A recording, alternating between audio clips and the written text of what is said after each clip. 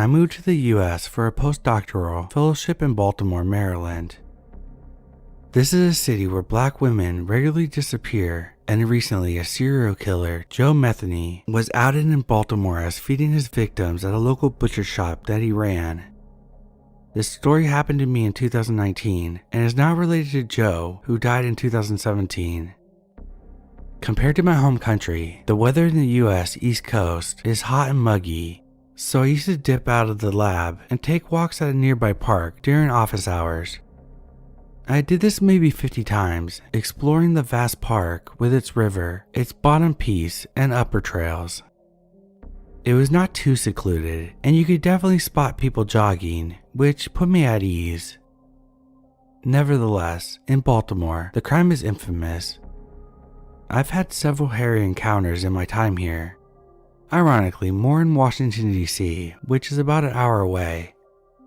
Now, one day I'm sitting at the bottom of our local park, taking in the sun. It's maybe 4 p.m., and I need to get back to work soon. Suddenly, I see a stranger in the distance. This is the first time I've seen someone down here, as the bottom part is very secluded, but as I described above, you can spot joggers along the trails surrounding the bottom part, so it's not too isolated. I immediately sense that something is very wrong. He is staring at me and not moving, and then he starts talking to me, showing me some sort of map that he's holding with his right arm extended out towards me, asking me to come over and show him where we are on the map. I am frozen and extremely scared. Something about this situation is very off, and I've been all over the world, and this is a first. Something about him was just wrong. I then noticed something truly disturbing. In his other hand, which was elevated, he's holding a very large rock. He kept telling me to come over and show him something on the map. I freak out because the only way to get away is to run right around him or run backwards deeper into the bottom of the park. I shouted no, and miraculously, he lowered his arm for a moment, allowing me to run past him. I ran and ran until I was back on campus. I really wanted to call the cops and report this, as I know I became very close to becoming another stat in the city where people regularly disappear. Because I was technically supposed to be at work, I never reported this to anyone except my closest friend. He believes I was indeed faced with evil.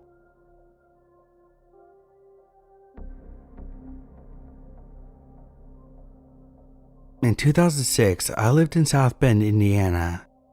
I worked overnights at a Walmart, and I had to walk to work.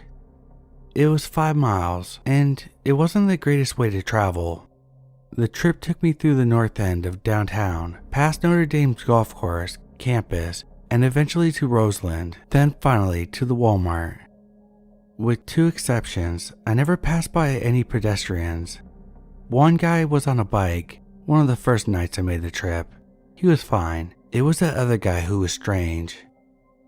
There's a section of the street from the top of South Bend to the bottom of the golf course that there were no street lights and barely a sidewalk to walk on. The last night I was employed at Walmart, in the pitch black, I passed this guy.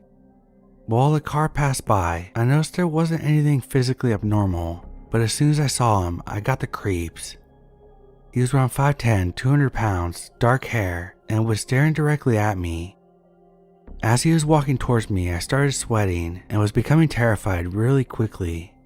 As we passed each other, everything in my body screamed to run as fast as I could, so I did. I was a big dude, but I ran like the wind, too out of breath to scream. When I couldn't run anymore, I turned around, convinced that I was gonna die, and saw no one. Great, I just freaked out for no reason. I continued my way, finished my shift, and went home. Nothing else happened while I was in Indiana. That week, I moved back to Tennessee and continued my life, thinking nothing about that night. 1 week later, I received a phone call from one of my dad's police officer friends from South Bend who wanted to make sure I was okay. I confirmed that I was 300 miles away, safe and sound. He explained to me that they were working on catching a serial killer who was targeting homeless people and shoving their bodies into manholes. He described a guy who was 5'10", around 200 pounds, dark eyes, dark hair. I was terrified all over again. He described what sounded like the guy that I saw. He said the path of murder was crossing the path to my work, a path I had walked for 6 months. I have no idea what could have happened if I stayed at that job for another week.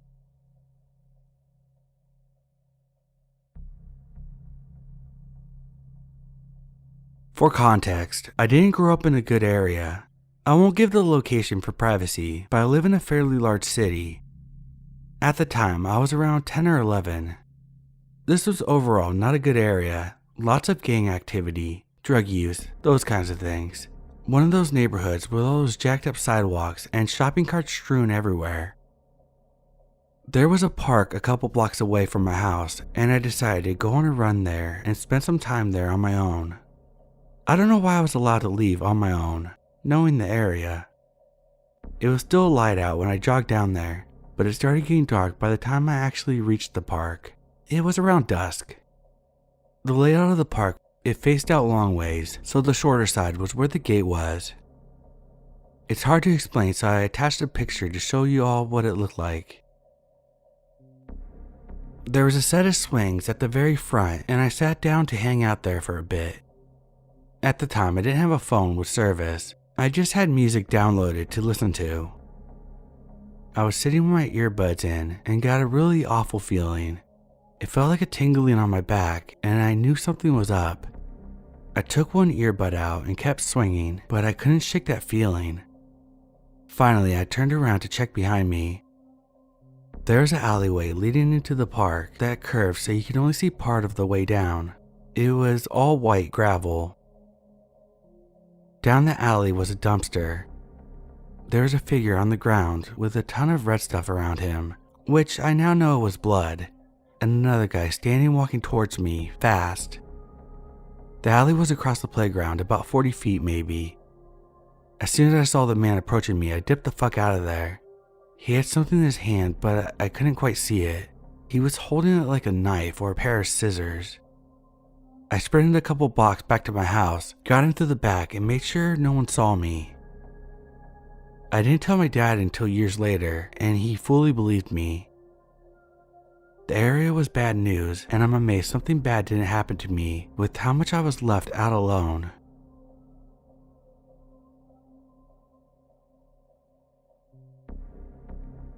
So when I was around 6 years old, 23 now, just before starting school, I had to stay at my grandparents' place for around 6 months due to my parents constantly traveling for work. This happened in Europe, a little country called Lithuania. It's a really cool and modern country. They lived in a block of flats, 5-story building in a peaceful community neighborhood. My grandmother was working as a nanny at the time, and she had one more girl which was from Washington, US, staying with us. Me and the girl were playing outside when we noticed a man in a brown leather jacket with brown pants lingering around the block at the entrance of our block of flats. Being kids, we didn't pay too much attention to him or find his behavior suspicious. I remember passing him by the time we had to go home and him holding the door open for us. He had dark hair and almost neon blue eyes. My grandmother's flat was the last one, 5th floor. The three of us were having dinner while my grandfather, who at the time was working night shifts at a local billiards club, was leaving for work. So we have dinner, say goodbye to my grandpa, and we're off to bed. Mind you, back then nobody locked the front door of their apartments or houses because everybody knew everyone in the neighborhood and trusted them. My grandmother was telling us a bedtime story and it was already dark outside, late August. We heard 3 muffled sounds as if furniture was falling. My grandmother rushed to lock the door for some reason. She tells us it's probably someone redecorating or moving their furniture, and we eventually fall asleep. Fast forward to the next morning. My grandfather's coming back from work. It's around 6 a.m. He finds the front door of an apartment that belonged to a family on the 3rd floor wide open. He walks in and finds a dead grandmother and a boy, which was around 5 years old, and also one of my friends dead, with gunshot wounds. Me and the girl from the US are immediately woken up. There's police everywhere. We were asked if we saw anything suspicious or people not from our neighborhood. Of course, we remembered the man. Later on, he was found guilty of this particular murder, and it was all over the local newspapers. Since then, everyone I know, including myself, locks the doors. Creepy murderer, let's not meet again.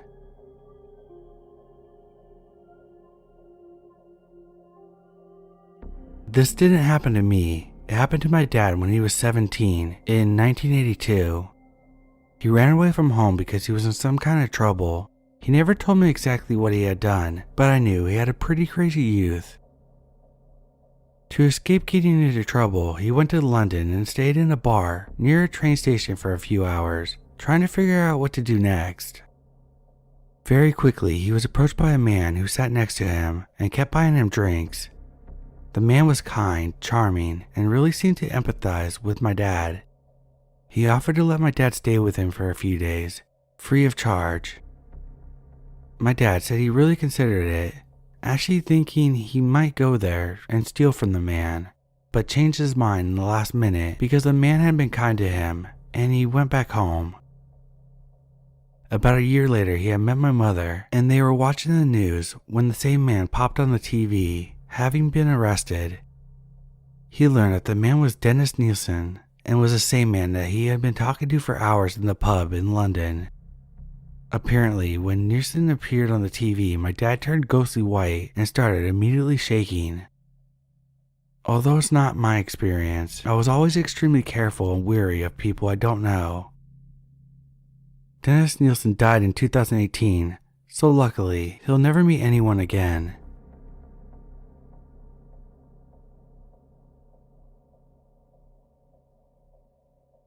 Back in 2000 or 2001, I was driving myself from visiting my mom in Colorado back to Arizona.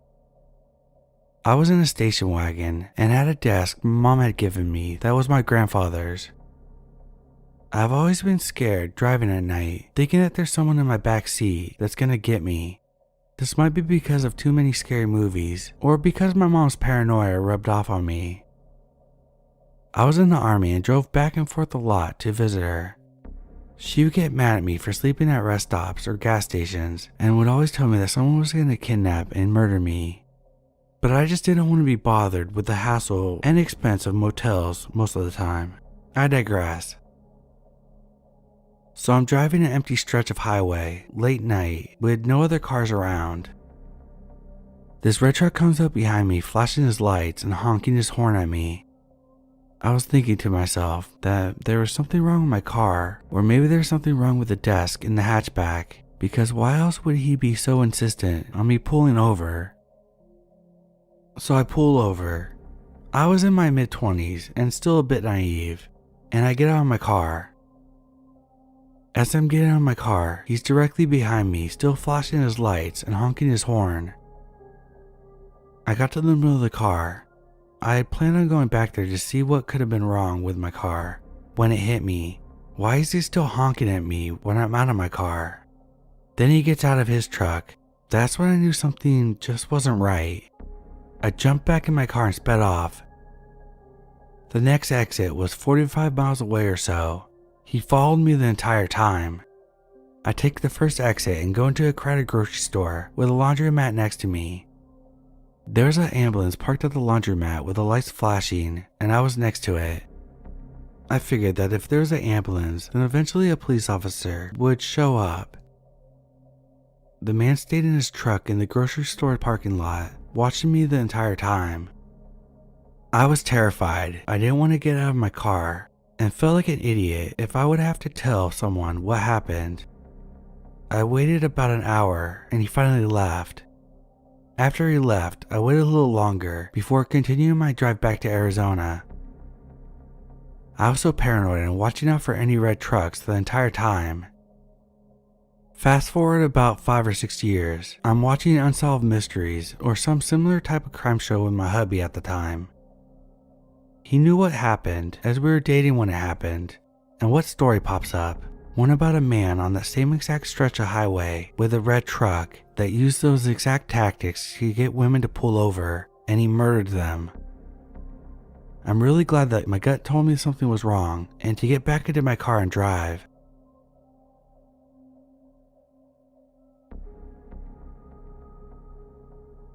So, a little background here.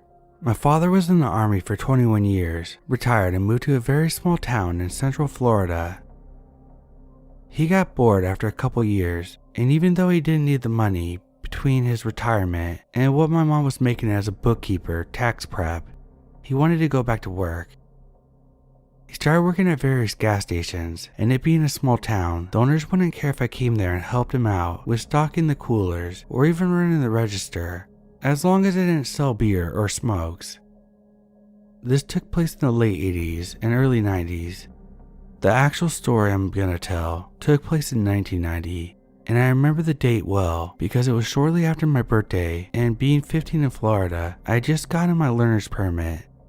My dad would let me drive him to and from work, just to get some experience on the road, both at day and night. I was sitting at my usual spot at a table that was set up along the window, book in hand, feet propped up, and a Mountain Dew on the table along with some snacks. I would generally spend most of the evening that way, reading books, getting up to run the register, stock the cooler at different times. I remember glancing up because something caught my attention that was unusual, and I realized that it was a lady walking up our parking lot from the direction of the interstate. The gas station was right on the I-75. This in itself was very strange because of where we were located. You didn't get many people walking, and definitely not walking from the direction of the interstate. I figured that she had broken down somewhere and was coming to use the phone to call a tow truck or something. I was completely wrong. She came into the store, looked around for a few minutes, and I remember just getting a real strange, creepy feeling about her. She walked up to the counter and started telling my dad a story about how she had gotten stranded and needed a ride to the next big town up north. Ocala was the town. This is important. My dad lets her know that he's working and there's no way that he can take her.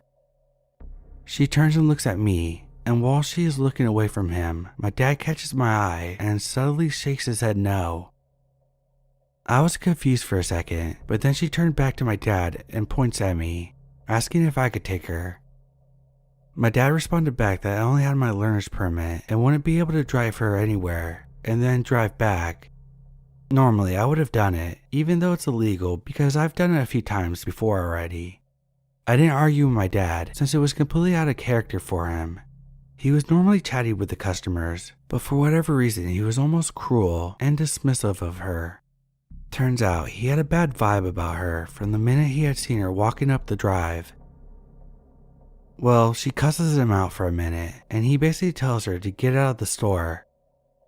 She slammed the door open. I thought the glass was gonna break from how hard she slammed it, and then she stalks out of the store and down the driveway. I kept an eye on her and continued to watch her as she made her way back to the interstate and then starts up the northbound on-ramp. Almost a year passes and I'm in my bedroom, less than a week before my 16th birthday. I hear my dad yelling from the living room, "Son, get your ass in here, look at this." I quickly run to the living room and see my dad pointing at the TV and look at the mugshot of a lady up on the screen, and immediately remember the lady who had been in the store. Turns out I almost gave a car ride to Aline Warnos, who was later convicted of being a serial murderer and later put to death. Still have nightmares about what could have happened.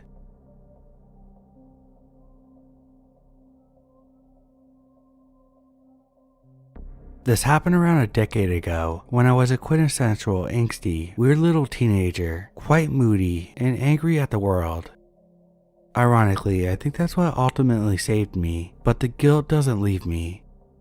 I've never shared this with anyone before.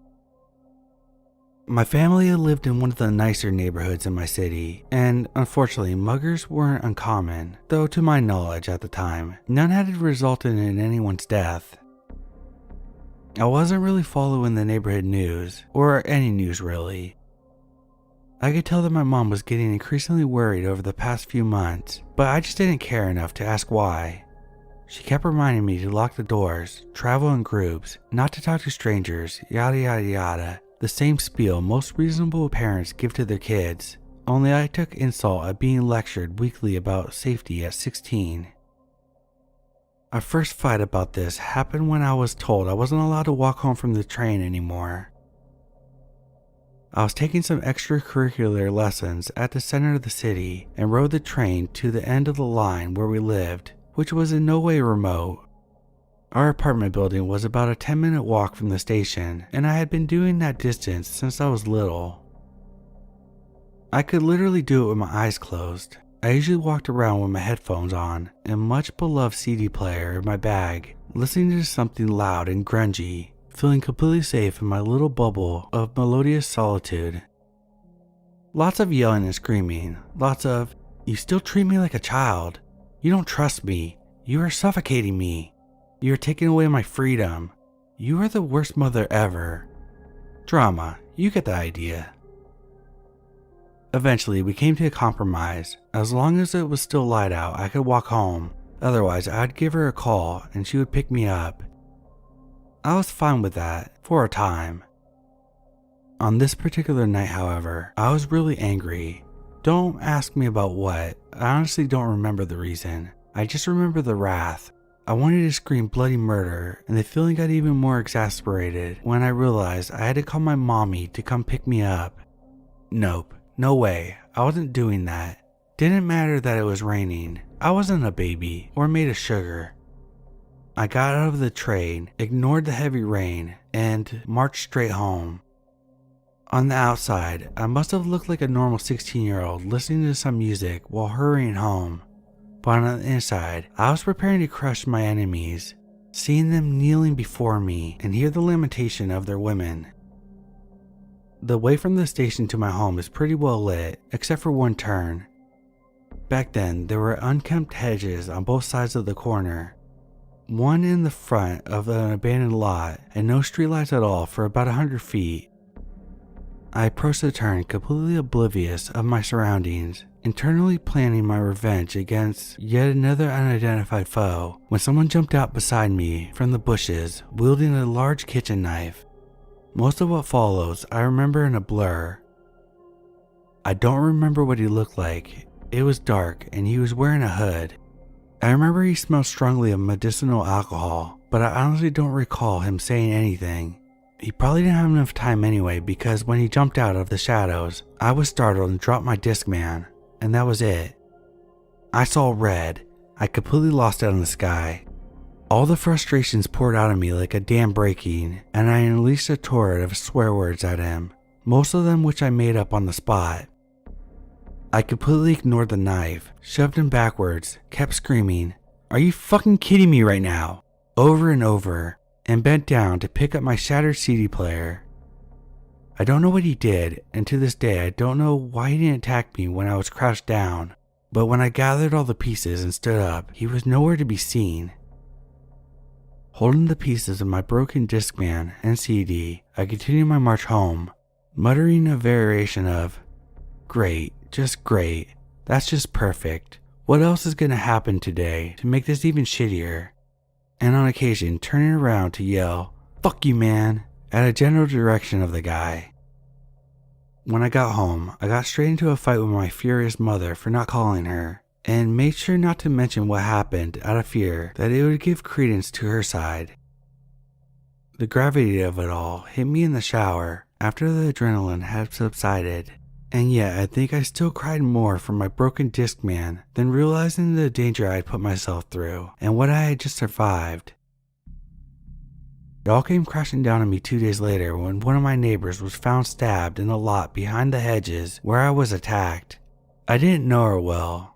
We went to Sunday school together, but my family and hers had been neighbors for years. I overheard my mom talking on the phone about the serial killer that was making his rounds around most of the affluent parts of the city, and how this was the latest in the series of muggings and stabbings in the area.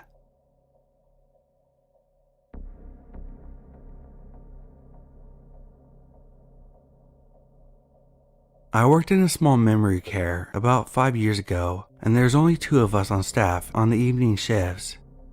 We had an agency CNA come in to work with me, and it was our first time working together and meeting.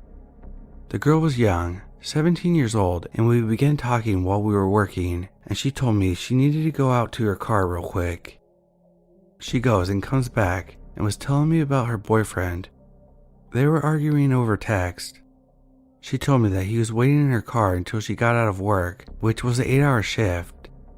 Alarms were going off, and I was thinking to myself how weird it was, and I was going to go outside and tell him to leave, but a small voice told me not to, and I listened.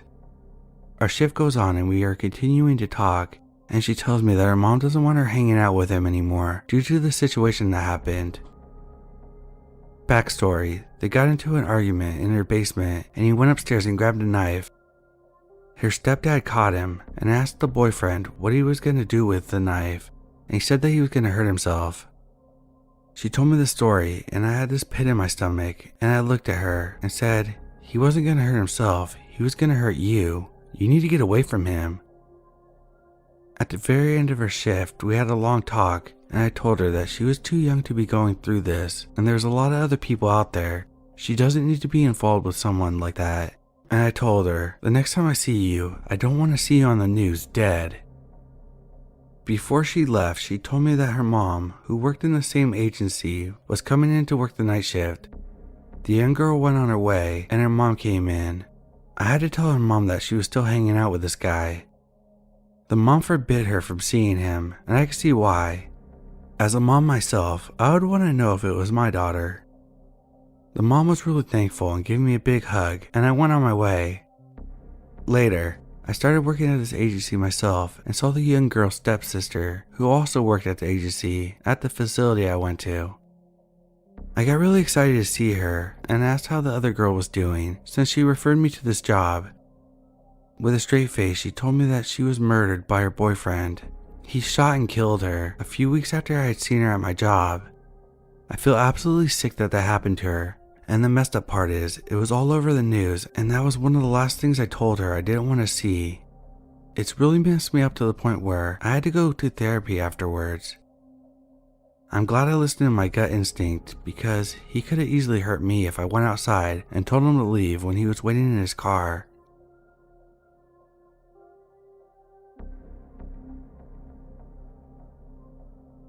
After finding this subreddit today, and after having posted a very abbreviated version of the story a couple times in other threads, I asked my mom for a more detailed version of the story and thought I would share it. This happened circa 1971 or 1972 when my mother was about 14 or 15 years old. This incident occurred in a heavily wooded area near Montevallo, Alabama. My mother is the oldest of 5 children. She had 3 sisters and a brother, who is the baby of the family. One weekend, in the cooler months of the fall, my grandfather decided to take the whole family, my grandmother, my mother, all of my aunts, and my uncle, so 7 people total, into the woods for target practice with a rifle. My mother grew up quite poor, and they didn't always live in the best neighborhoods, so my grandfather wanted to teach the kids how to defend themselves with a rifle, if need be. Like I said, it was later in the fall, so the trees were bare and there were a lot of leaves on the ground. The wooded area was just off the dirt road, so this was a fairly rural area they were in. Since it was so far off the unbeaten path, my grandfather became startled when he heard the roar of a car engine so deep into the woods. My mom remembers the car being a blue Ford Galaxy. Despite the fact that my grandfather had a gun, he totally freaked out and told my grandma and the kids to hide under a pile of leaves in the woods. He hid with them. The man in the driver's seat got out, dragged a woman's body out of the car and just dumped it there in the woods and drove away. After my grandfather was sure that the man was gone, everyone came out of hiding and the woman sat up and stared them straight in the face. My grandfather asked the woman if she needed help. She said no and that she would be fine. She didn't seem to be injured and obviously didn't want help. She hadn't put up a fight with the man when he was dragging her out of the car. My grandfather cut the shooting lesson short and decided to rush the kids home to safety. Well, on the trail back to the dirt road where my grandfather had parked the car, they passed the man in the blue Ford Galaxy driving out of the woods. My mom looked over and noticed that he had a huge machete laying across the front seat right beside him. My grandfather made sure that the man couldn't see that he was carrying a rifle, and everyone was careful not to give away what they had just seen. The man struck up small talk with my grandfather, asking him what they were doing in the woods. My grandfather explained that he had just taken the family out for some target practice with a rifle. The man told him to have a nice day and continue driving.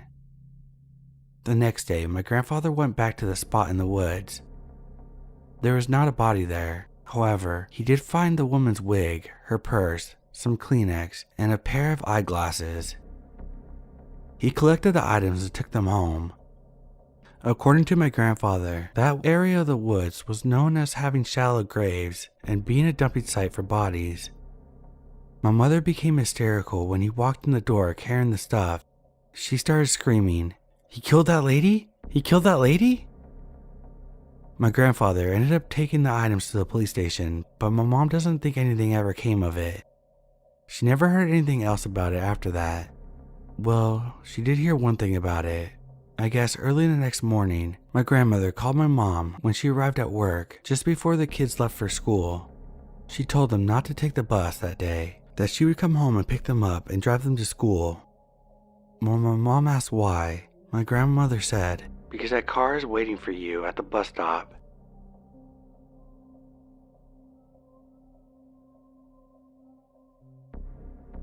I used to work at a sex shop. I know how that sounds. And while yes, we sold porn and toys and whatnot, we primarily sold lingerie and the store was obviously geared towards women.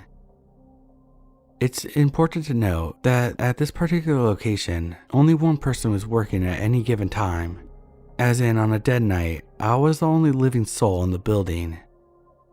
I know now how stupid and dangerous it was to accept a job where there wasn't even a coworker, let alone a manager with you at all times, given that we were all young females and closed at midnight. Even though we weren't supposed to carry any type of weapons, I always had a pocket knife. Brilliant, right? I was too young to carry a gun, but there was a guy that worked next door that was super nice and always came to help me if I needed it. Customers getting rowdy, call him and boom, he'd come running. He lived about a block away from the store, so I always felt better about that. That being said, we did have our creepers that came in all the time. I kinda expected that when I got the job. However, no one really seemed dangerous, just people constantly asking me awkward questions. Again, I kind of expect that. However, about a month after I started working there, we started getting these weird phone calls every couple of weeks. A guy would call, say that he lost some sort of bet and had to do something humiliating. Sometimes he had to mow his lawn in a pink bikini with high heels. Sometimes he had to let his coworkers tie him up at his desk and leave him there, etc. We assumed that it was a prank caller and let it go. However, after a certain amount of times, we began to notice that the guy was calling on my shift, and if anyone else answered, he would say that he had got the wrong number and hang up. We knew it was him. He had a pretty distinct voice. His calls gradually became more and more frequent, and he would ask more and more unusual things. He would ask me to describe certain lingerie down to what kind of stitching it had and everything. I started getting frustrated, obviously, and would start snapping at him, telling him that this was the third time that he called this week, go somewhere else, whatever I felt like saying at the time. Where I worked, even if we know it's a prank call, we're supposed to try to be our wonderful, happy retail customer service providers that would make our bosses proud. So I would start off the calls trying to be helpful, knowing damn good and well where it would end up. Anyway, one night he asked me if I had a particular type of corset, which we did, and he said that he would be by that night to look at it. I got creeped out by this and asked the guy that worked next door to come in and sit with me until closing, which he did. When I brought this up to my manager, she brushed it off. I asked if I could start working with a coworker, but no, it wasn't in the budget. Moving on, the call stopped for about a week.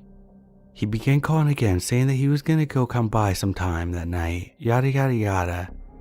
I started brushing them off as more of his prank calls until one night. We were dead. I was in the store alone by myself, and a guy walked in and said he had a strange question. My heart sank as soon as I heard him start talking. I immediately sat down behind the counter and refused to stand up and come out on the floor. He said that he had lost a bet and that he had to parade around downstairs dressed as a woman. Do you sell fake breasts? I told him no. If it was closer to Halloween, he could go to a costume store and could likely find some foam breasts there, but the closest thing that we could suggest was a stuffed bra. Then he asked, as serious as can be, if he knew where I could buy some breast tissue. You know, like women lose to mastectomies. In my head I'm thinking, a fucking morgue? But told him that's more than I could help him with. He looked around the store for a minute and left. Once again, I called the guy from next door, and he came and sat with me. The next time I worked, I sat by the panic button anytime I wasn't helping a customer. Why I didn't walk out and say they didn't pay me enough for this, I'll never know. Sure enough, he came back in once I was by myself. I heard the front door open. He comes running to the counter, asking if we sold honeymoon kits. I pointed to the corner of the store where they would be at and sat right back down. He slowly circled the room, pretending to look at the merchandise. I was watching him on the security cameras and noticed every time that he would walk past one of our storage doors, he would lean in and listen. Holy shit, he was making sure I was really alone in there. When he got back around to the counter, he reached into his pocket, pulled out his cell phone, and pretended to start talking to someone, and ran back out the door. Now, he was close enough to the counter that I could hear everything. The phone number rang, and it didn't vibrate. Once I knew that he was out of the store, I went to the front window to try to get the license plate number, because now I know that this guy is whacked. He was already gone. It's hard to explain the layout of the store, but let's just say that for him to be gone by the time I got to the window, he had to have had his car running and waiting for him to come back out. However, I was able to see that it was a white SUV with round tail lights. That's it. Figuring this has gone beyond asking a friend for help, I called the local police department, who said that they would send an officer out to stay in the parking lot while I closed. As it turns out, the officer came out early to ask about the situation and that he would come back at midnight. Between the phone calls with the station and the time the officer came into the store, I noticed a white SUV crawl through the parking lot right against the building. The officer comes and goes, and by the time he came back that night, that same SUV went through the parking lot 4 more times. However, since I didn't see the guy's face for sure, I didn't call the police. At the time, I thought that was a huge no-no, making calls when you're not sure, although later they assured me given the situation, I should have called. Sounds stupid now. Anyway, after that night, I turned in my 2 weeks notice and got a job elsewhere. Everything was fine for several weeks, actually a few months, until one night I was in the car getting ready to go to dinner with my husband, when I get a phone call on my cell. I didn't recognize the number, but I had recently gotten a new phone. I wasn't sure if it was a deleted contact. I answered, and sure enough, it was him. Side note, I'm a part of a website that offers spiritual counseling and whatnot. Don't ask, just go with it.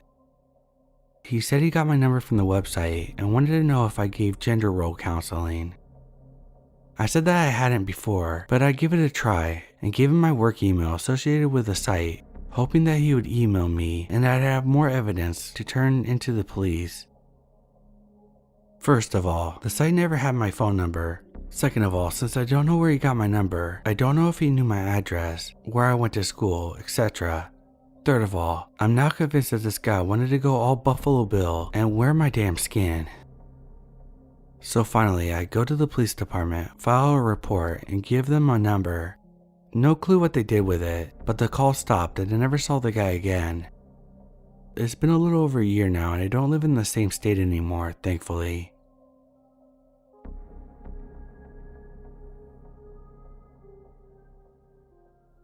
Hunting is an avid hobby of mine and runs in the family.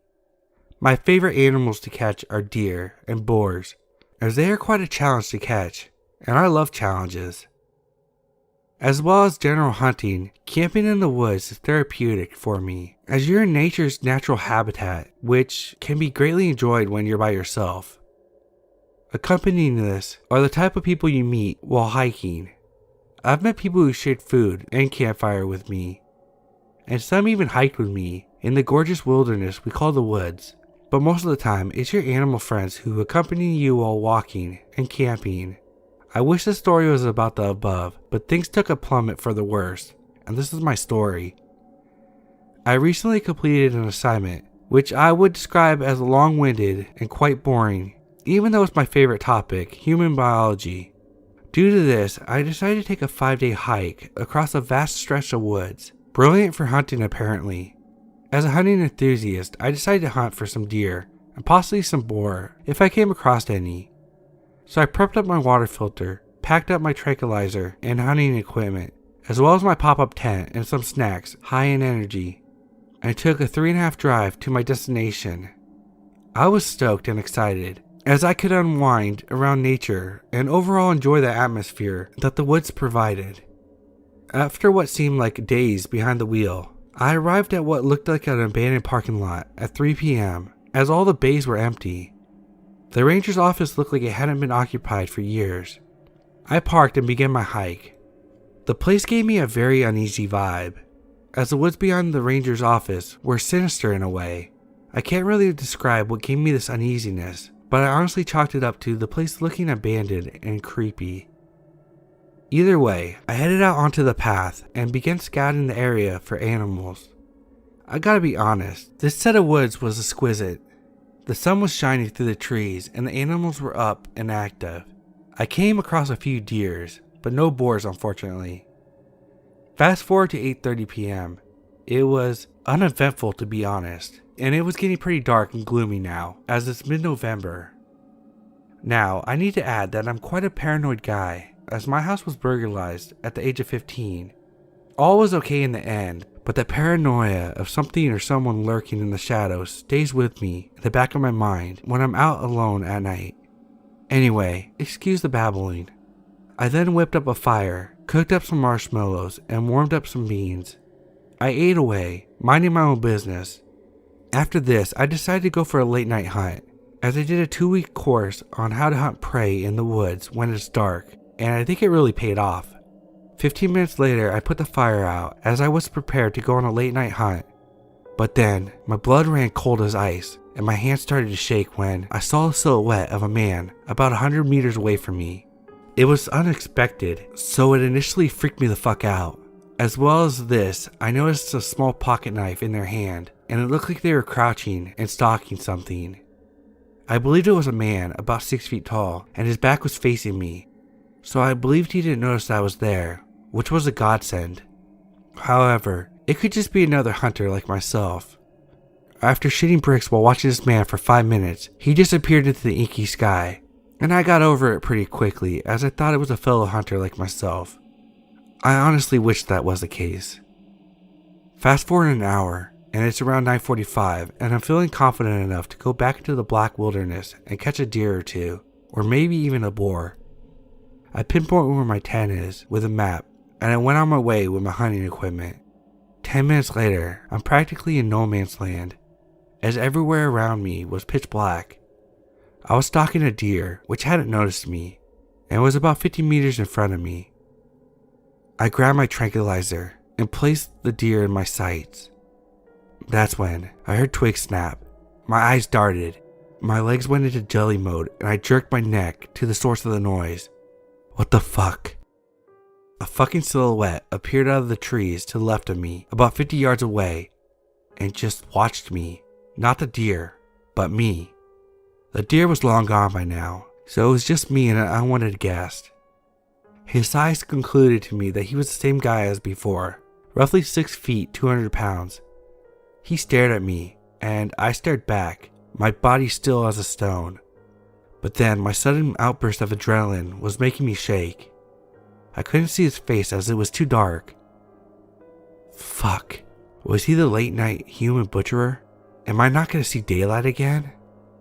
I just about choked out. Who's there? I tried to say in the calmest voice I could, but the fear was evident when I asked the question. The man raised his hand with a pocket knife and pointed his index finger towards me. That was it. I fucking bolted it north, while mildly tripping over and hitting my head on tree branches. Twigs snapped rapidly behind me as the son of a bitch was chasing me. I looked back and saw his vacant right hand brushing the tree branches to the side of him, his knife gripped tightly in his left hand. I then realized that during it all, I dropped my tranquilizer. Fuck that shit, I can buy a new one. I know, I should have shot the guy, but it's amazing what one can forget when in a horrific situation, even if it's a gun. I wasn't going back for it. A ton of thoughts were going through my mind while I was fleeing. Why me? What does he want? Money? Food? What could it fucking be? That's when I honestly thought I was gonna piss myself. As then he said one rapid tone, "Isn't this fun?" He then had the goddamn audacity to start laughing in a patronizing way, and I couldn't take it anymore. I sped up, and I'll tell you now, it's amazing what the human body can do when adrenaline and natural instincts take over. I never ran so fast in my life. I made a hard right, dove into some bushes nearby quietly, and eventually lost the guy. I heard footsteps going the opposite way, and it turns out that I went in a huge circle as I could see my tent only 50 meters away now. I was fucking shaking, and tears started to form, but I had to stay strong. I just had to. What would my father do in this situation? I turned my ears into the inky darkness and heard nothing, saw nothing. I was not going to turn my phone light on, as I'd be an open target. I checked my watch and it was now 10:30. I was in my tent for 10 minutes. I sat there listening to every small noise I could hear in the woods. Snap. I held my gasp as I heard a twig snap behind my tent.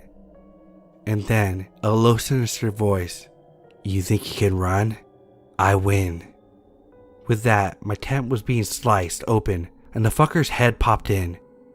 He was fucking licking his lips and his eyes were locked with my eyes. "You lose," he screams as he pulls the knife out. Fighting, not my strong point, but the gym made me a pretty strong guy. So he tried to stab me and I grabbed both of his arms and fended him off from plunging his blade into my torso. I tried to disarm him and he laughed during the whole process. I thought he was trying to intimidate me. However, I was ready to kill. Not a deer, not a boar, but a human. I restrained his left wrist, but the knife was inches away from going into my foot. As I stepped onto his right hand, I pulled back on his left wrist. Then, snap. His wrist was snapped. He let out a blood-curdling scream. I had the upper hand on this fucker and took advantage of this. I got the knife from his shattered hand and gave him a taste of his own medicine. I sunk the knife into his right hand and he screamed. I laid a few punches and I think I popped his nose, but I have no regrets. I grabbed my arm in pain as he made me bend in an awkward position when he was on top of me when he first ripped into the tent. But honestly, I couldn't care less about my injuries. He tried to kick me, but I punched him in the face until he was unconscious. I checked my phone and I had no phone service. Fuck, I panted. I picked up this fucker into a fireman's lift, and I remembered on my way there was a ranger's office that was exactly west of my tent. After an hour struggling with a killer on my shoulders out cold, found the ranger station, and to my surprise, a young man around 20 was there. I collapsed to my knees as I explained the situation, and it turns out this guy slashed my left bicep, but the adrenaline numbed out the pain. So when it finally wore off, I was in pain and noticed the laceration. The ranger called for backup and they eventually arrived. I don't know how long it took. Screw my belongings, I wasn't going back out there to retrieve them. The ranger offered to drive me to the nearest hospital in my car. The Night Stalker was taken away, but was semi-conscious. The next day, I was woke up in the hospital to an officer. What he said next is burned into my memory and will never be erased. When I first saw the killer, his back was towards me. The knife was in his left hand and he was crouching as I mentioned earlier. It turns out that he was stalking another hiker who was brutally murdered and mutilated at the scene. They found chloroform at the scene, hence why I never heard any screams or cries for help. I vowed from there on never to go hunting by myself again. The next time I went hunting was years after this incident, with 4 of my mates. Although the woods have a beautiful atmosphere and vibe, never judge a book by its cover, as tables can be turned within a blink of an eye. For all of you that go camping and hiking, stay safe, and remember, don't think that these things can't happen to you.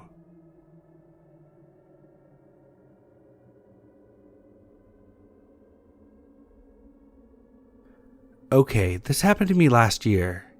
Keep in mind, this is told in the perspective of a female. I started school at a local community college. I was looking to make new friends since I never really had the opportunity before. I was a weird fat kid throughout elementary and high school. College was a chance for me to reinvent myself, to actually make friends and fit in for once. It's college. No one gives a fuck if you're weird. You're all just trying to get through finals, after all. Well, I had class with this one kid. Let's call him Creep, because that's what he was.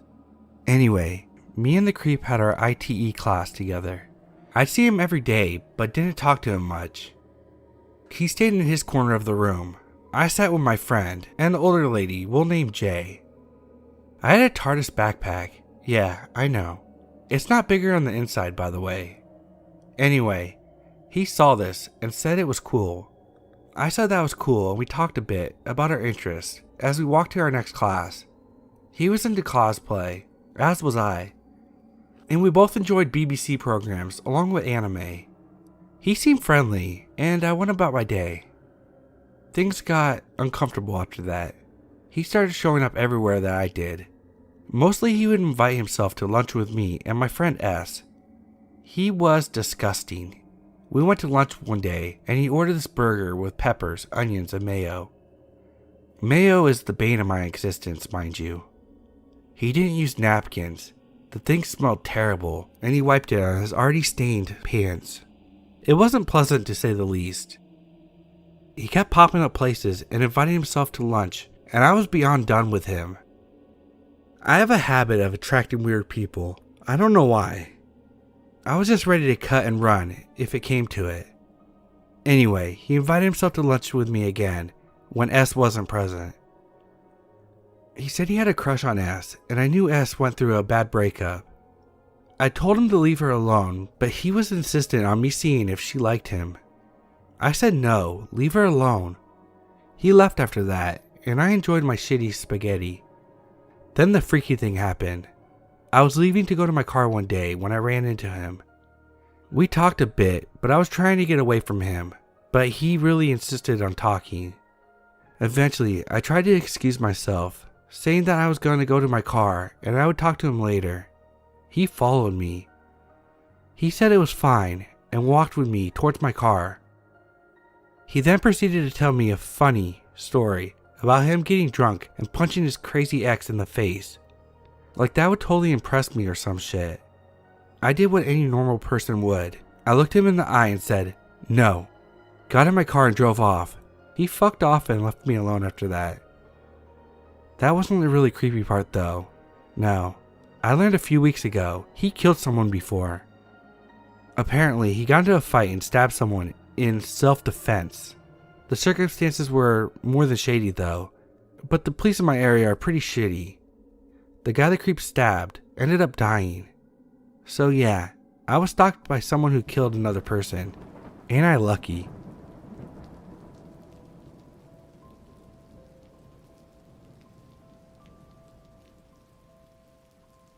My family and I had a caravan in a holiday park in NSW. We would go there every school holidays, and there were many kids that I used to run around and play with. I have fond memories of this place, where I learned to ride a bike and had my first kiss, but other memories are not so good and now leave me with that egg flip feeling in my stomach. The people who owned the caravan park had a son. He was roughly 25 years old, and I would have been around 5 or 6.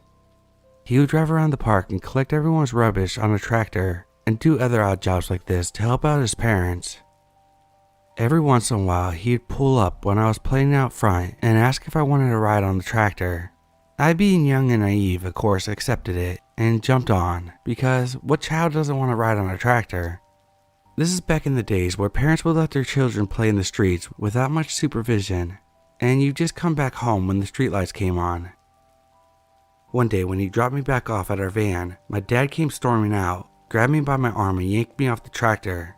Without saying a word to the man, he took me inside and told me, "I don't want you hanging around that man again," he said, without saying why. "But he's nice. He gives me lollies," I said. "Just don't. I'm telling you. Don't talk to him." I couldn't understand why my dad didn't want me talking to a nice man who only gave me tractor rides, gave me lollies and hugs, and sometimes the occasional sandwich. I remember telling the man one day, "My dad said I'm not allowed to talk to you anymore," to which he smirked and replied, "Oh yeah? Why is that?" Fast forward nearly 14 years later, my family and I are watching the news when the man's face flashes across the screen, attached to a story where he killed 2 people and is now serving time in prison. My dad said, look at this. I knew he was bad news. There was always just something about him. Do you remember when he used to take you around on the tractor?" My blood ran cold and my stomach dropped. The most disturbing part, he killed people with pills he would call his lollies. Please always listen to your parents. I would be dead by now if it wasn't for them.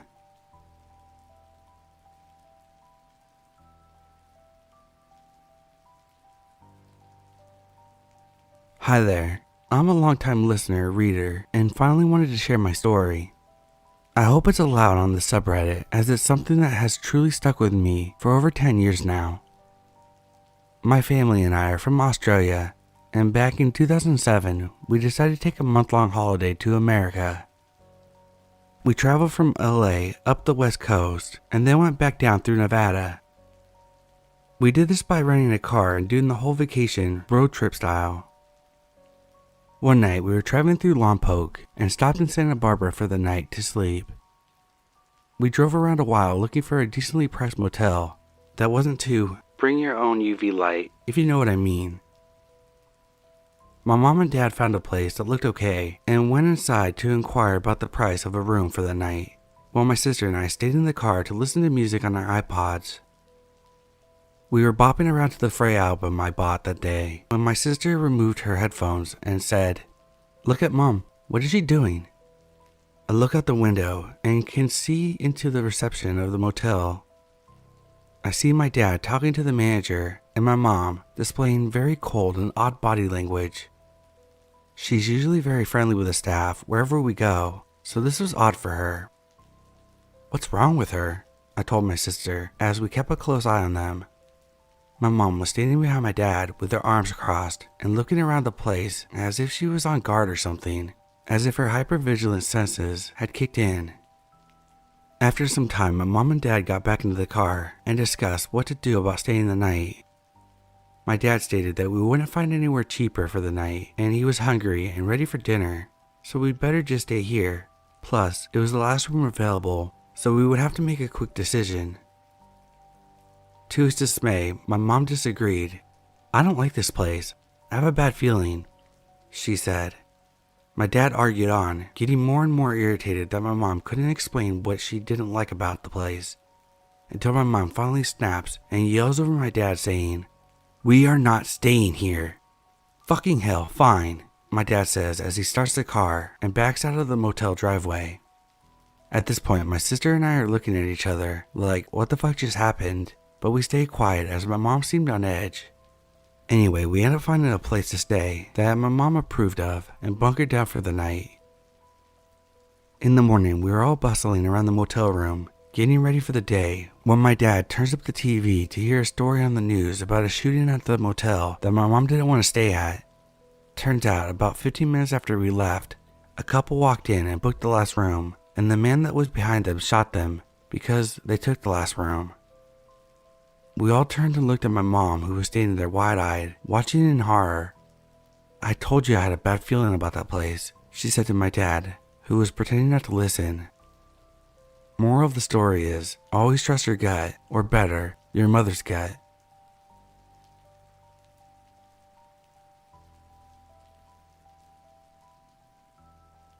This is a story as told by my dad.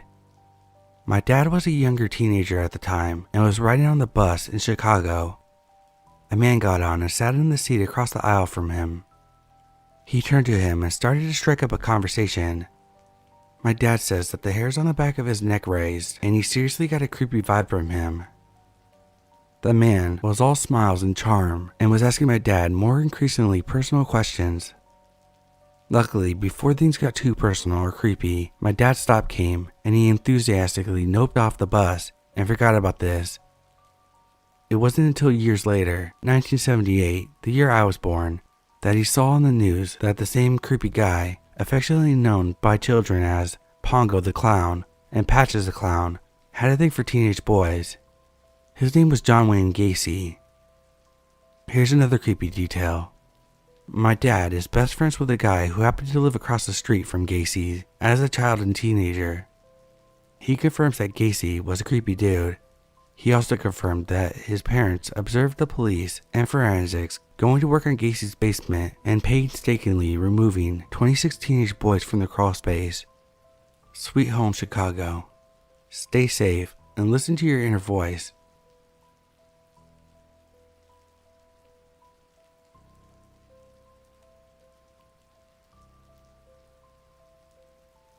When I was 18, I worked at my college's residential building at the front desk, and I think I almost got assaulted or murdered. You be the judge. During the summer, the building operated as a hotel, so 2.5 floors were hotel rooms, and half of the third floor were for student rooms. The whole building operated with a hotel swipe key system that was pretty outdated. All the doors were powered with 4 AA batteries. If the batteries died, there was a decently lengthy process to replace them and reprogram the door. A dark-haired guy came to the front desk from inside the building while I was working the overnight shift. At around 1 or 2 a.m., he said he left his key card in his room. I made him a new one and made my first error of the night. Hotel guests could have as many room keys remade as they wanted. Students, however, were supposed to be given a temporary key card and charged $2 to be returned when theirs is located. I gave him a new key card to his room and asked if he was a student or a hotel guest. He replied, "Student." At this point, I should have checked our systems to charge his account, but I was caught up doing administrative duties and forgot. I used to trust people way too easily at this job, but quickly learned from it. Later on in the night, maybe around 3 or 4 a.m., he came back to the desk again and said that he couldn't get into his room. I asked if he just forgot his key again, and he said no, the door wasn't working. I asked if the light was coming on when he swiped his card, and he said no, so I figured the batteries were dead. I told him I had to change the batteries and went up to his room with him. He asked me for my name and I told him. He didn't tell me his. I opened the room door manually with a master key and told him to prop it open while I worked on the back panel to replace the batteries. He said, "No, it's okay. I'll close it," and closed and deadbolted the door locked. Really fucking weird, but I tried not to think about it. I've changed the batteries for plenty of other doors by this point, and some of the students were iffy about having their doors propped open for the room to be displayed for everyone walking by. He also had a really thick accent, and I thought he might be an international student, since we had a lot of students from other countries where English was not their first language.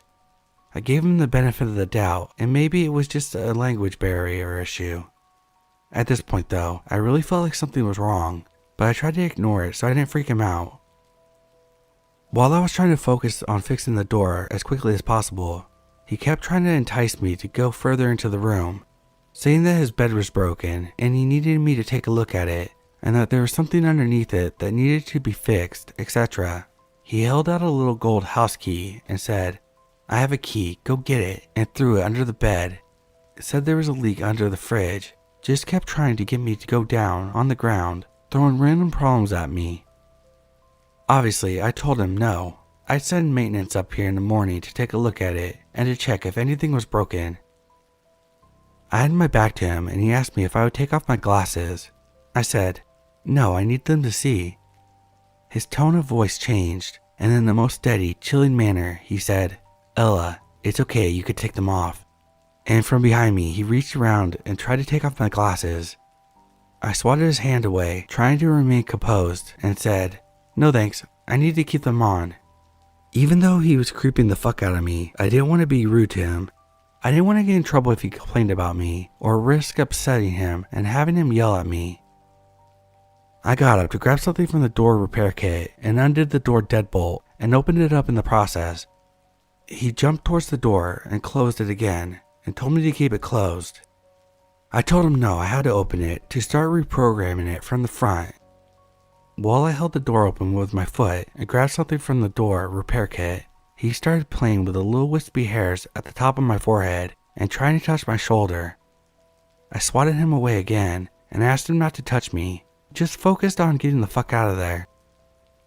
He once again tried to get me to follow him into the bedroom, saying that the bed was broken, and I went as far as the door frame to see if I could spot the actual problem with his bed. This is when I realized that he had nothing in his room. No dishes in his kitchen, no shower curtain in the bathroom, no bedsheets on the bed, nothing. This wasn't his room. My brain once again went back into the international student theory, thinking that he had just arrived today and hadn't gotten a chance to buy anything yet. But in the pit of my stomach, I knew something was wrong. I fiddled around with the door for a few seconds before announcing that it was fixed and quickly gathering the door kit and left. Before I reached the elevator, he came out without his shoes on to follow me. He tried to get back in to get his shoes on and called out, "Ella, the door isn't fixed. You need to come back." I went back and opened the door manually and told him if the door was broken, I'd have to send up maintenance to fix it in the morning. I knew he was going to follow me to the elevator again, so I closed the door behind me once he went back inside and ran down the stairwell as fast as I could. When I got back to the front desk, I checked the computer and saw that the room that he was in was supposed to be empty. It wasn't a student room or a hotel room. I locked myself in the back office and called campus security. He came down a few minutes later and went behind the desk. I yelled at him to get on the other side and wait, now that I knew that he wasn't a resident. He tore a corner off a slip of paper I had sitting on my desk and drew a flower on it, and then put it on top of my papers. When security arrived, he ran back to the empty room and tried convincing them that he lived there, so he wouldn't have to leave. He kept showing them his key, which had decided to work on the door again somehow. They escorted him back downstairs and came to ask me if he really did live there. Obviously he fucking didn't. That's why I called you guys, crying and terrified. He kept interjecting and tried to argue that he did live there, but couldn't even recall his room number when asked. Security asked him for his student card, and he couldn't produce it, so they told him he would have to leave if he couldn't prove that he lived there. While they were grabbing his information, I listened from the office and could immediately tell that he was lying. The phone number he gave was just a bunch of random numbers. The name he gave them was prefixed by, as if he was trying to think of a name. When they asked him for his address, he just said, "across the street." One security guard asked if he lived in the apartments across the street, and he said yes, but he couldn't tell them what building number it was. He said his apartment number was 1200, but I moved into that building a few months later, and apartment 1200 does not exist. When security asked him his purpose of sneaking into a room, he just kept up with the ums and us, and saying he didn't know. They asked, "Were you trying to see a friend? Do you know anyone who lives here? Were you here to hurt somebody?" He kept on fidgeting and saying, "I don't know. No reason. I was just here." At one point, he tried to tell them that he was my friend, at which point I poked my head out of the office to say that I literally never seen him before this night. He left. We didn't call the police because he didn't actually do anything, but it was still fucking unsettling. Later on, it dawned on me how he figured that room was vacant. One of the housekeepers had been using it as her personal break room. A few days later, the housekeeper came to the desk and told me they had found the door deadbolt open, the TV was on, and the housekeeper was inside watching TV. She must have forgotten to close the door when she left that night, and that's when the creep let himself into the building and found it. I never saw him again, and to this day I have no clue what he was doing there. I haven't worked there since last winter, and overnight shifts still give me the heebie-jeebies.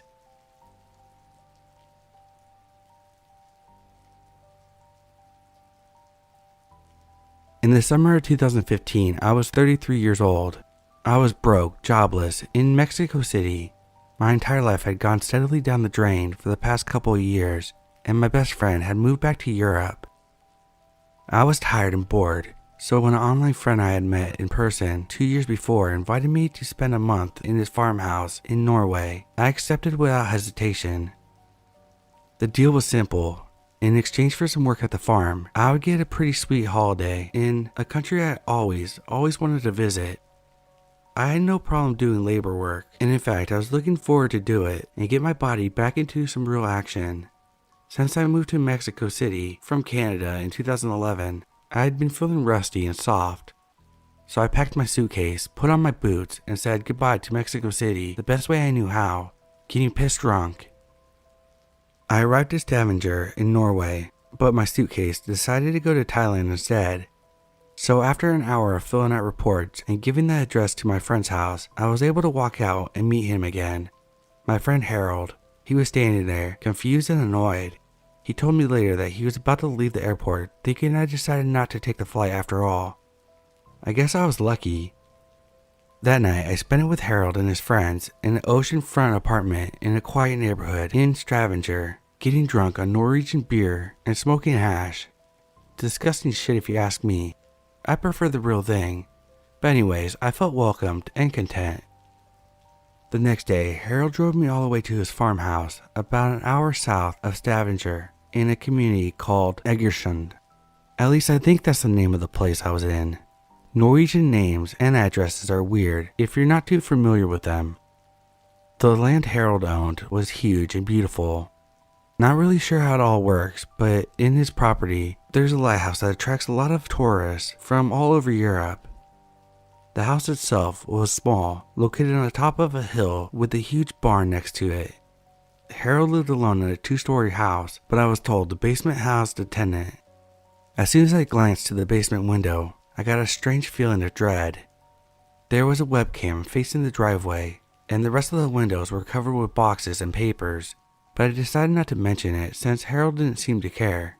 I just assumed the guy was an eccentric man, or maybe was just a normal precaution considering we were more or less in the middle of nowhere, with the neighboring houses separated by big fields. I took my mind off of it and focused on the joy of being in Norway. After being installed in one of the bedrooms upstairs, I was informed that week Harold's son's wedding was going to be celebrated, and thus, the house was going to be filled with the bride's family.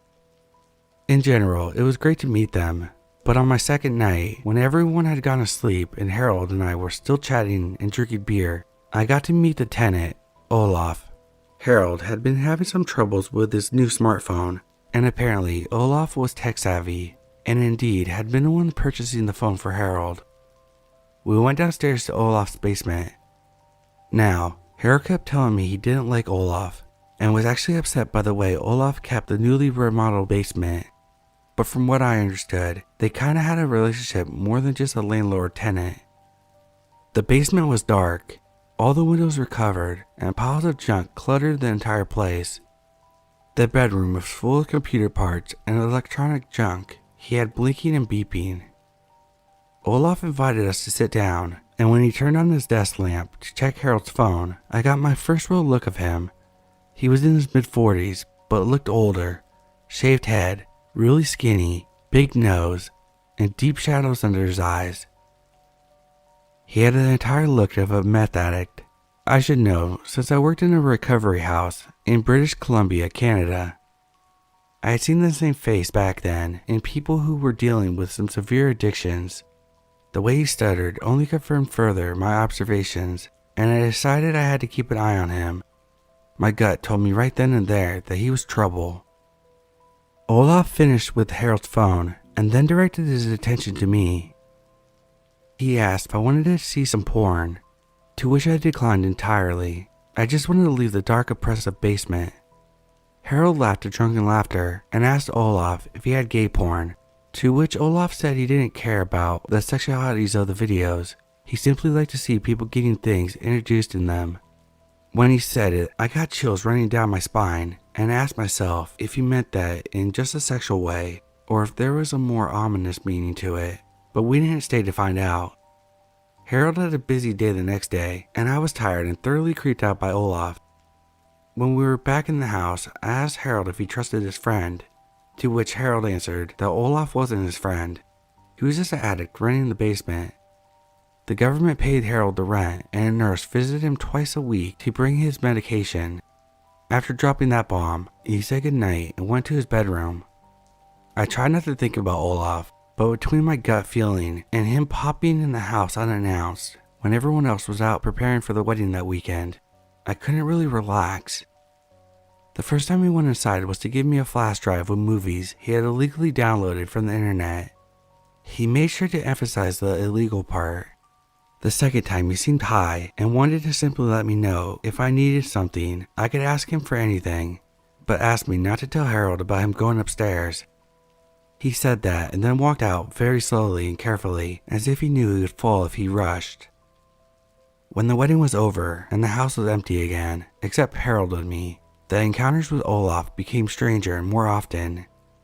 One time I was in the kitchen fixing myself some breakfast. I turned around to find Olaf standing in the kitchen door, bleeding from his nose and staring at me.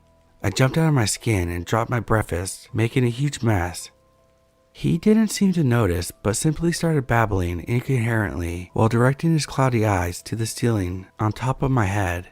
I was petrified, trying to think of a train of actions that wouldn't trigger a violent response from him, when he simply turned around and quietly walked out of the house. I started to lock the doors whenever I was alone in the house after that day. When I told Harold about this, he got visibly mad and went downstairs to talk and yell at Olaf. Harold told me that he didn't really like him to have the basement and that he tried to kick him out several times, but the government always ruled against evicting Olaf, and Harold's sister was mostly responsible for it. She felt bad for the guy and was 100% on Olaf's side, just because he had the same name as her father. Go figure. So Harold had to learn to live with him in the basement, but only because Olaf was supposed to be clean and in treatment for his addiction. After that day, Olaf stopped being friendly with me and became just a cold, invasive presence in my life. There was one day when I was in the barn chatting with a couple of Harold's friends when Olaf entered the barn to place his laptop and some homemade looking gadget by the window. Despite no one asking him, he began to explain to us that he was using it to hack into other people's networks and get their Wi-Fi passwords. You know, like everyone does, right? He gave me a nasty glare and then stormed out. I turned to Harold's friends and told him that I was completely afraid of him, and I had this feeling that he would attack me one day. Harold's friends told me that that would never happen, but if I ever felt like I was in real danger, I could give them a call and they would pick me up. We exchanged numbers, hugged and said our goodbyes for the night. The next days, things between Harold and I turned sour, mostly because I didn't feel safe anymore, and I had expressed my wish to instead go to Germany to visit a man who is now my husband. Apparently, Harold had hoped for us to grow closer, but had failed to let me know. In the end, I was exhausted and didn't want to deal with that anymore. I should mention that Harold has severe alcoholism that I wasn't aware of before until I spent a month seeing him get filthy wasted on a daily basis. To some, that might be attractive, but not to me. So altogether, the situation was bad, and I wanted out. I had done my job. I had done nothing wrong, and I wanted to be able to relax, away from both of them. That night, I decided to organize my flight to Germany from Norway. Harold went out to get drunk and didn't come back until the morning the next day. I tried to stay up and wait for him to talk, but I must have fallen asleep at some point. I woke up to the sound of the front door being closed and caught a glance of him walking towards the barn with the dog and a 6-pack of beers through the living room window. I then tried to send him a message through Facebook, but discovered the internet was down. That's weird, I thought, and the whole time I had been there, the internet never failed, not even once. I went to the router and restarted it a couple times to no avail. I decided to let it be. Maybe Harold had cut the internet as a way of drunk childish punishment. So I would just have to get on with my morning routine and have breakfast before going to knock on the barn door. That would give him some time to blow off some steam, I thought. I went downstairs to the bathroom, got comfortably naked and jumped into the shower, ready to refresh myself, and sang a couple of songs to lift my spirits in preparation for all the grim talk that awaited me with Harold. Halfway through the first song, I hear a loud bang coming from the front door, followed by someone screaming my name. I thought Harold must be pissed drunk and angry. I sighed while turning off the shower, thinking I was going to have a long argument, when the bathroom door slammed open and I saw to my horror Olaf coming in with a completely deranged expression on his face, wielding a big cutter knife, the kind employees used in warehouses to open boxes. For a few seconds I couldn't think or focus on anything other than the knife in his hands and the fact that I was naked, wet and cornered in a small bathroom in the middle of nowhere in Norway. I was paralyzed. My biggest fear was actually happening. I couldn't scream or move. Just staring at the knife, he kept pulling and pushing, making that now horrifying noise those blades do when operated. I was just about to pass out when Olaf's screams brought me back to the gravity of the situation. He was yelling, accusing me of playing with Harold's feelings. He was calling me a liar, a filthy Mexican, and throwing in some threats about cutting me open and fucking me up if I tried to take anything from Harold. That, I think, is what got my gears moving once again. He called me a thief. I can be called whatever, but I'm not a thief, and I'm not a liar. So I'm standing there getting myself angry at the psycho in front of me, threatening my life. My training from the recovery house in Canada kicked in. I remember the rules when dealing with alter addicts. Make eye contact. Keep your hands down so you don't startle them. Speak in a calm but dominant voice, and always refer to them by their name. And that's exactly what I did. Despite the fear and the certainty of me being stabbed to death, I stared at him in his cloudy, crazy wide open eyes and said, "Olaf, you are a thief. You are the one that keeps stealing Harold's silverware. Olaf, you are the one that keeps breaking into his house. Olaf, Harold is not your friend. Olaf, Harold doesn't want you living here." It was a long shot, but it worked. My words made him confused, and I was able to take one single step forward, making him take one small step back. He then charged at me again with his rant and wielding his knife to my chest and neck. I could feel the cold sweat dripping down my back and a burning void forming in my stomach every time he launched at me with that knife, but I didn't flinch. I stood my ground and kept repeating the same words to him, every time gaining another step, pushing him little by little out of the bathroom. He might have noticed what I was doing, but by then it was too late. When he took that last step out of the bathroom door frame, I moved as fast as my terrorized body allowed me and slammed the door shut on his stupid crooked nose. I locked it immediately and pushed my body against it with all my body weight, while a storm of curses, punches, and kicks rained on that little farmhouse door. I remember praying to a God that I didn't really believe in to hold the door in its place and to keep the psycho outside. There was nothing I could use in that bathroom to defend myself. Nothing against an infuriated, high psychopath wielding a knife and a possibly broken nose. After what seemed like an eternity, I heard and felt a last strong kick to the door, and then, to my relief, he stormed out of the house with a loud bang of the front door, announcing his exit. However, I stayed put for another 20 minutes, not able to breathe or think of anything else than keeping the door closed. I wanted to puke, but I couldn't move. Eventually, my senses came back, and I knew I had to act quickly. I opened the door of the bathroom, flew upstairs, got dressed, and then exited the house through the window to the garden. I knew he could hear me moving on the first floor, and that he had that stupid camera spying the driveway. I jumped to the garden, jumped the fence, and ran around the house to the barn. I kicked and banged, screaming for Harold to let me in, but it was useless. The drunk fuck was living his drama, and I needed help, so I ran all the way to the next house where the sister lived, rang the bell, and when she opened it, I explained to her the best way I could about what just happened. She didn't speak a word of English, So it was a comical exchange for about 10 minutes until her expression shifted from confusion to absolute terror, mirroring my own. She walked me to the barn, opened the door, commanded Harold to guard me, and went straight to the basement to confront Olaf. I was shocked and shaking, still trying to explain to Harold what just happened. His drunken state was gone by the time I had finished explaining. He too went to the basement, and I could just hear screams. They took Olaf out. The sister and her husband got Olaf into the car and took him away.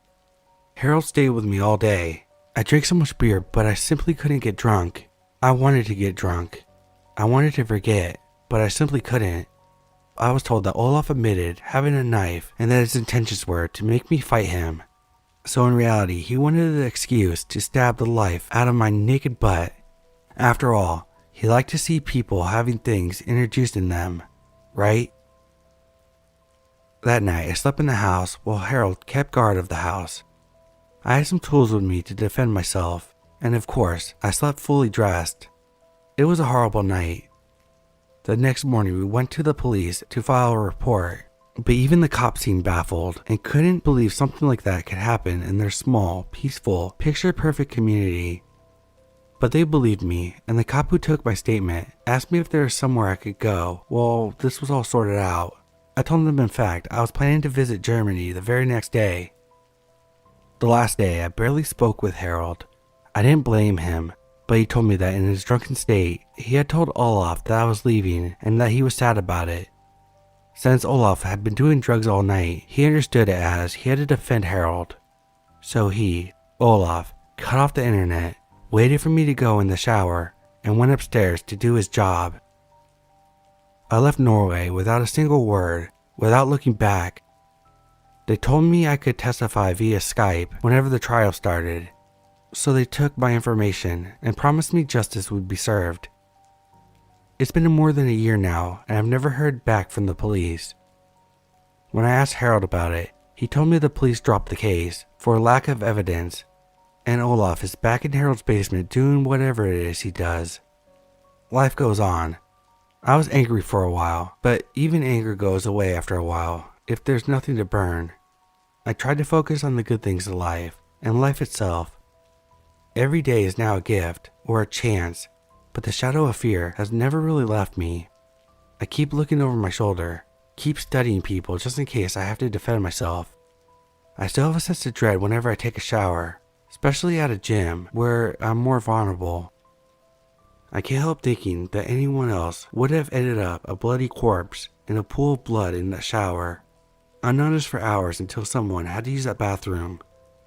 If I had done something different, if Olaf hadn't been so high to be intimidated by my words, that bloated corpse would have been me. I still don't know how to get rid of that thought, but I try. All I know is Olaf is free, and I really don't want to ever meet him again.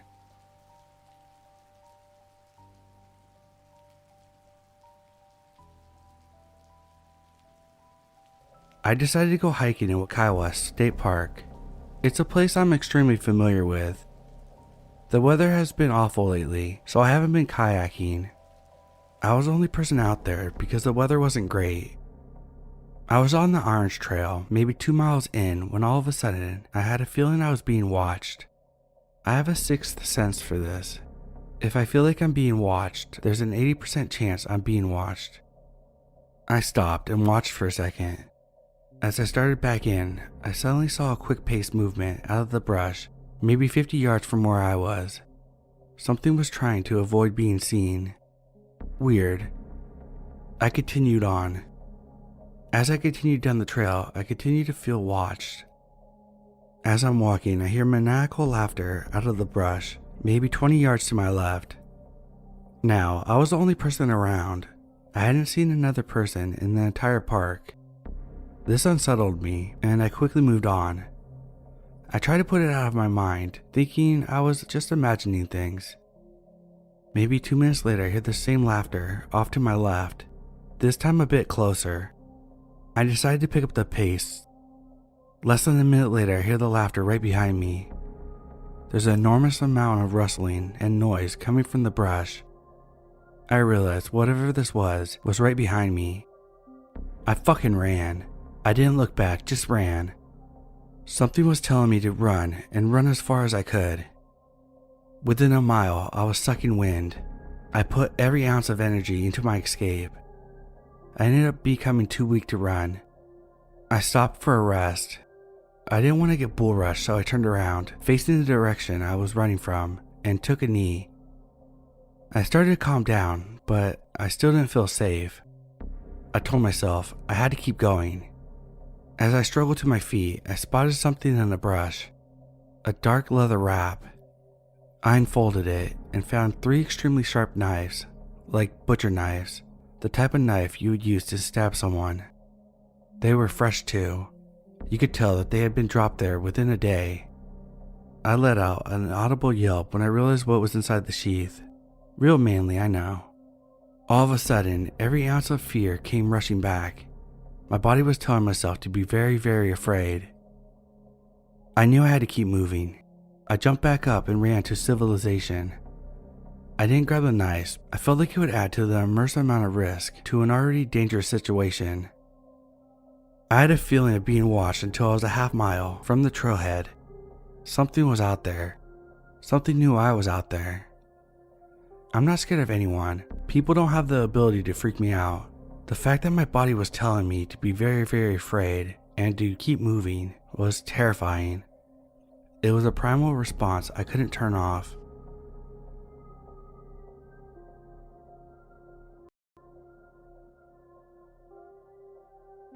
The names of the individuals in the story have been changed due to Reddit's rules. If you're into true crime shows or channels, you may have heard this story before, or at least the main details. I've seen it covered myself. Here's some context. This event happened 11 years ago. I had just turned 18 and moved to Orange County, California. I moved into an apartment complex near my community college that I was attending, so a bunch of younger people around my age lived there. I didn't know a single person in California, so I would take any opportunity to socialize and meet new people. A big gathering place at this complex was the main pool, where people would drink and relax in the sun. Over the first few months, I would meet a bunch of people while hanging out at the pool. I never got super close to any of them, but I would see the same people several days a week. We would often go back to each other's apartments after the pool to drink or smoke some more. It was a really mellow and fun environment. 3 people I would see all the time were Sarah, Mike, and John. One day after hanging out at the pool, Sarah, my girlfriend, and I went back to my apartment. The 3 of us smoked and Sarah went back home. Regular day. The next day, we were at the pool and a few of the usual people were missing, but still a solid 10 people, so we didn't really notice. We go home later that night and my girlfriend gets a call from one of our friends. My girlfriend playfully answers her phone and the expression on her face starts to change. She's listening and her eyes got super wide. She says, "What the fuck? Are you serious?" and hangs up the phone. I'm super confused, so I ask her, What happened?" She said, "Dude, the police has found Sarah dead in Mike's apartment, and Mike is nowhere to be found." What the fuck? It was insane. I asked her if he said anything else, but she told me he was really hard to understand. Okay, what's going on, sir? There's a body in my son's apartment. There's a what? A dead body. A dead body? Are you sure, sir? I can stick this girl right off the floor. Okay. She's cold. Okay, hold on just a minute. Is it someone that you know, sir? Yes, I don't know what's going on. Does your son know who it is? He's not here. Jesus. Okay. Do you know where your son is? No. I don't. His phone's off. Okay. Just keep breathing for me, sir, okay? Where in the apartment is she? In the bedroom. She said there's just some sexual activity. She's dead. There's blood from her head. I trust you just to see if she was cold. There was blood from her head? Yeah. I don't know what to say. Okay, just stay in there, okay? I seriously, Jesus. We went to bed and met up with the usual crowd at the pool the next day, which included John and his fiancée. We were all talking about how unbelievable this is.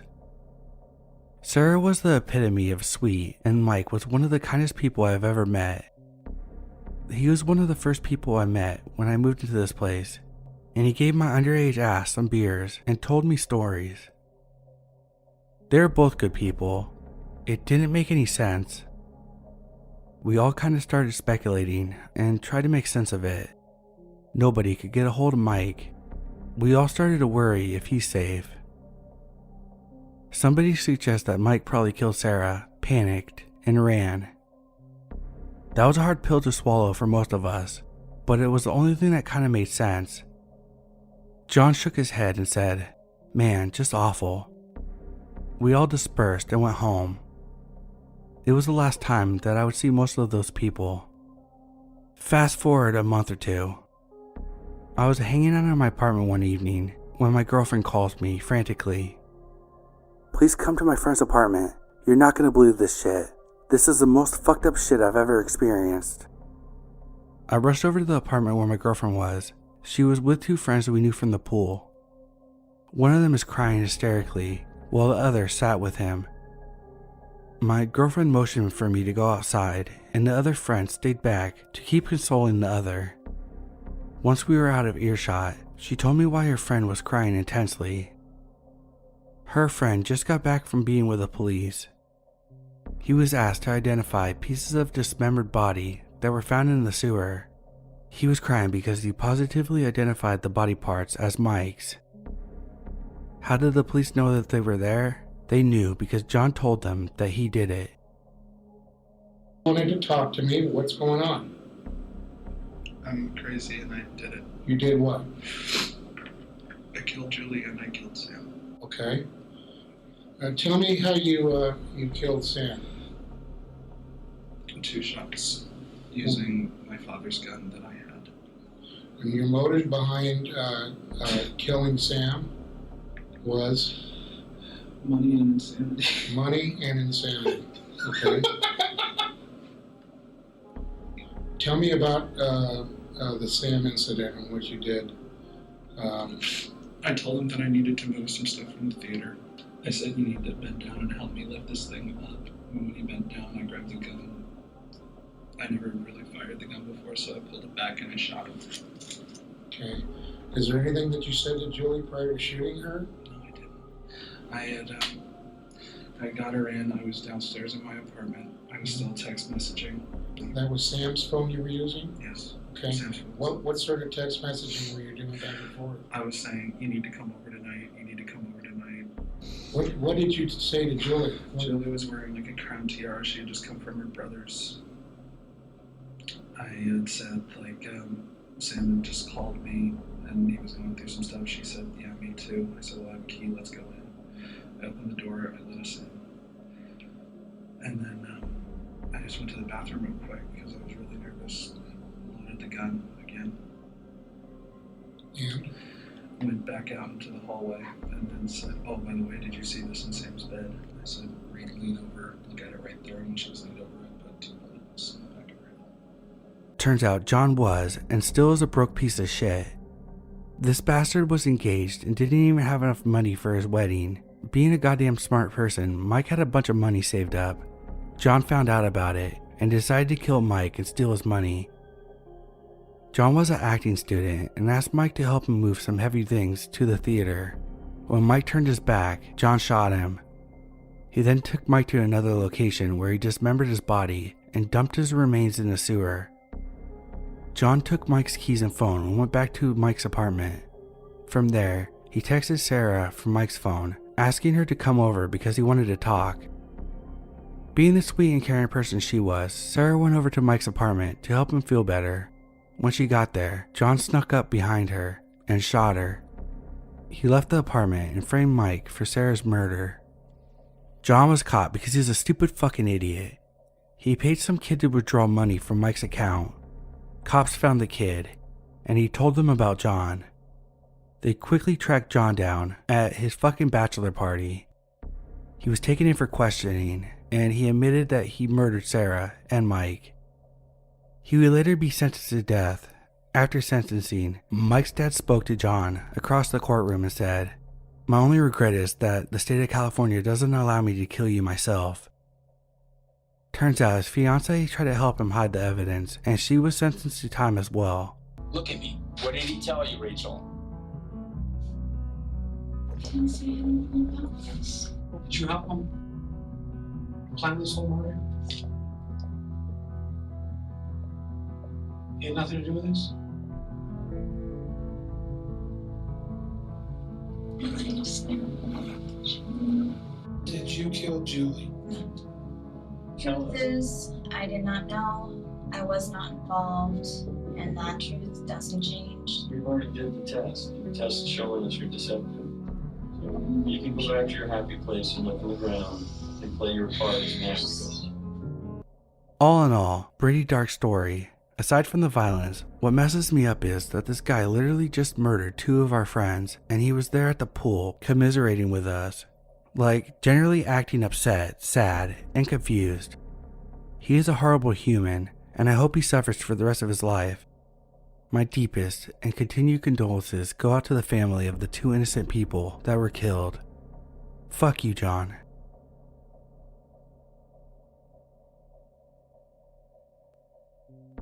About 8 years ago, I stayed downtown. Back then, if you remember, Craigslist had a personal section. I never really dabbled in that, but being curious, I checked it out. So I made this ad, nothing spectacular, and waited. Not much went down, just some scammers and bots, married people, etc. I get this one message from a woman telling me how I sounded exciting and would love to get to know me more. We exchanged pics. She exchanged an older pic, but she looked pretty cute in it. Had a bright smile and big blue eyes. She was nice, I just wasn't feeling her like that. She was 18 and I was 24 at the time, but also, she was 7 months pregnant. We enjoyed conversations for a few days, and we decided to link. She didn't stay far from me. She stayed more north on the north side, just on the edge of downtown. On this day, there was a festival going on. I asked if she wanted to go, but she couldn't because her legs were tired and kind of sore, so I agreed to meet at her place. She stayed in the northern slum, not ghetto, but slum. The house was big, but also you could tell off bat that this used to be an apartment. Wasn't an appealing house, but there weren't many other appealing ones either. When I told her I'm outside, I see her come to the front porch. She was a small thing, about 5 foot, white with dark hair. Couldn't be no more than 90 to 110 pounds, and that was because of the pregnancy. Her baby bump was very noticeable. She had a small chocolate Labrador puppy with her. They both were happy to see me. When I got close to her, I was surprised. She didn't have the bright smile I saw in the pic. Her teeth were gray, and her face looked like someone who was heavy into drugs. Her eyes still had light to them, but overall she looked like a tired human being, and not in a fatigued sense. I gave her a hug, made sure to watch my strength. We went into her place. There wasn't nothing sketchy about it. It stunk like animals and weed. We went upstairs and I saw a black couple up there. They shut their door and it seemed like they were arguing. All the rooms upstairs were small and the ceiling was slanted. Her room was fitted pretty nice. She was a smoker. I could smell the ashtray stench. We decided to watch Pineapple Express. That was my first time seeing the movie. She complained about her legs a lot. I saw a little swelling on them, so I gave her a leg rub. I used her body lotion. She loved it and appreciated it big time. We talked, and it was getting late and I wanted to head down to catch the heat of the festivities. She looked like she enjoyed my company a lot, and as we were waving goodbye, for some reason I just thought to myself, man, that chick seems troubled. 2 days later, she hit me up saying her ex-boyfriend got kicked out of his place and needed to stay somewhere.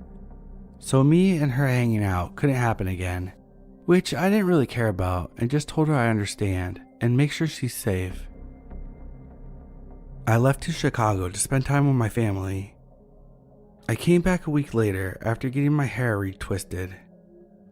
I saw a sign with her name on it when I was out for a walk. She had a unique last name. I decided to check on her. I sent her an email. No response. About 5 minutes later, I hopped on Facebook, and as I scrolled, I stopped immediately because I saw the very first picture she had sent me. I'm like, why the hell is that pic on here? I click a link saying there's a triple homicide. I sat on the curb and was shocked. I couldn't believe it. I read the details and was even more in shock. She met a guy on Craigslist for sex. Her ex met up with him too, supposedly. He killed the ex-boyfriend and decapitated him, left his body in a park I was familiar with. He took her and held her captive in his basement. He tortured her for a week. What made me so pissed was that he went to a sports bar down the street from me and told the bartenders how he had someone locked in his basement right now. Nobody took it seriously to call the police. That probably could have saved her. He strangled her and stuffed her in a suitcase. By then, the police figured him out and he was on the run. When they stopped his car, he decided to take himself out. They found him probably because of the emails from Craigslist. I know they investigated my email. I deleted it immediately once I took all this in.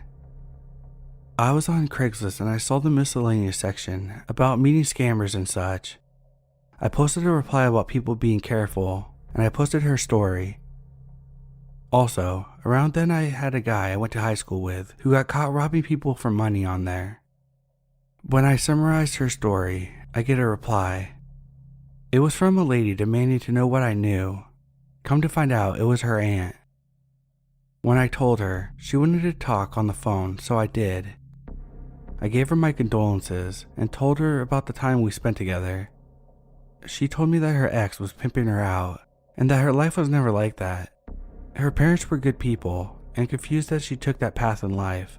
The girl was just a baby. I've been around death before, but nothing like that, because what if I kept hanging out with her? The crazy parts are, the guy had another woman in his place, but she escaped. She was living with him, and he made her a sex slave. But also, he was supposed to fly to Vegas to meet a lady from a fetish site, but there were complications on his end.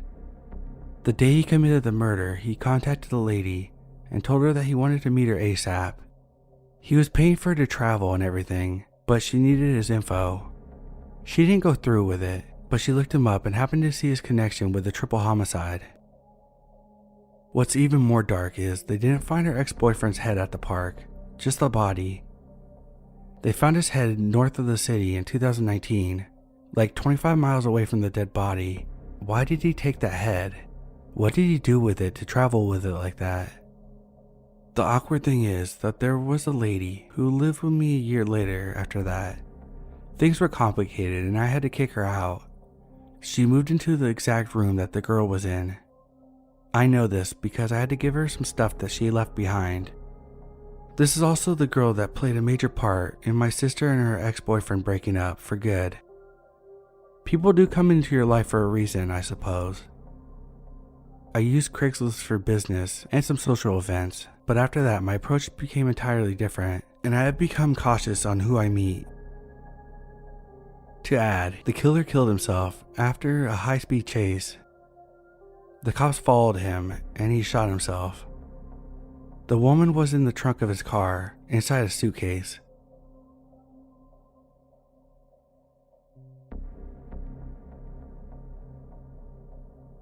So, my sister called my family the other day and told my parents about a strange man that she and her friend came across.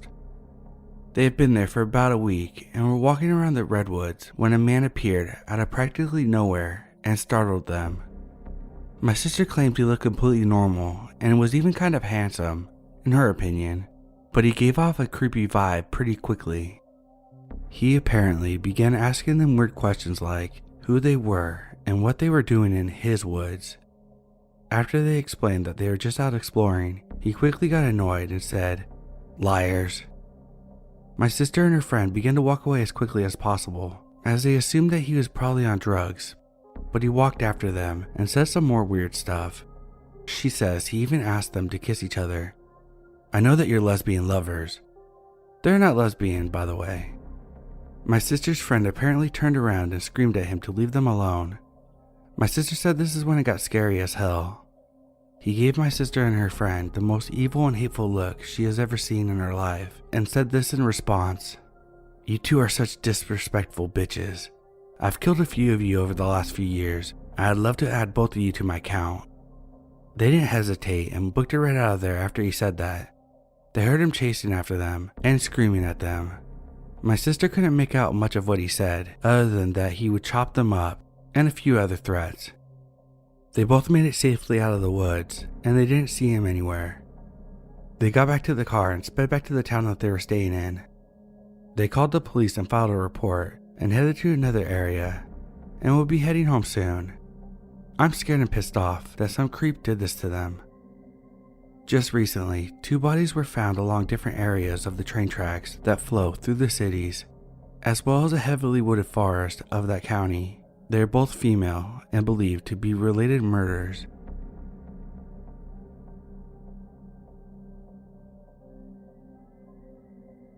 I'm a long-time lurker on the sub, but I never thought I would have a contribution to make. That changed about a year ago. Names have been changed for obvious reasons. In 2020, I was in my second year of graduate school. Even before the pandemic, many of my classes were online instead of in person.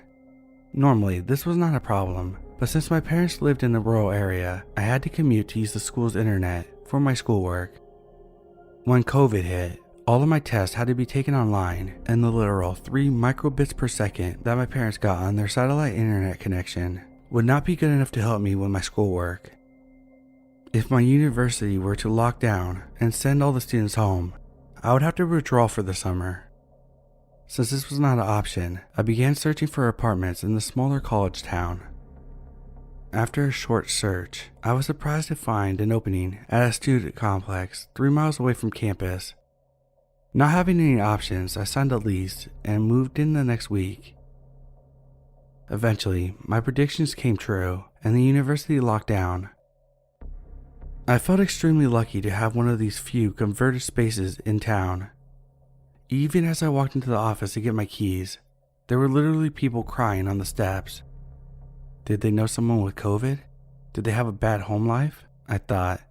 I generally felt bad for them, whatever their situation. I thought I had dodged a bullet. Little did I know that things were about to turn for the worse fast. The apartment was very poor quality, but the cheapest rent in town. It was all my stipend could cover, so I was happy to have it. However, the lack of security deposit and the ability to pay rent up front meant that, unfortunately, desperate people started to move in. After about 5 months into lockdown, there seemed to be very few students left living there, and many of the remaining residents seemed to be in their 30s or later. I heard a lot of rumors about drug dealing going on within the complex, but wrote it off because every college except BYU and Liberty has a large weed culture. Eventually, however, people started to find syringes in the landscaping, and the gravity of the situation became more obvious. Rumors continued to circulate, but I wrote them off. That was until one summer afternoon when I was riding home on my bike from Whataburger. My apartment was in one of the rear buildings of the complex, so I had to ride through the parking lot to get to my door. As I pulled through, I noticed 4 or 5 police vans parked in front of my building. It looked like a massive drug bust, so I called my friend Mike over to come take a look at the situation. He lived across from me, so it was a quick walk for him to come over. We watched the commotion from my balcony for an hour, speculating on what it could be. We both agreed that one of the dealers was probably busted and was on his way to prison. That was until we saw men in dress shirts with ties walk out of the complex wearing surgical gloves. We saw on the news the next day that the man living in the apartment was murdered in broad daylight after walking out of his apartment. Supposedly he was shot while exiting and died on the way to the hospital. We never found out why, and I don't think the police caught the person that did it. I don't know if they had a suspect.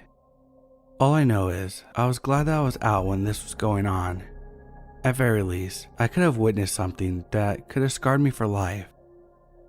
I since moved into another, nicer complex in the city, and don't have to worry about such things.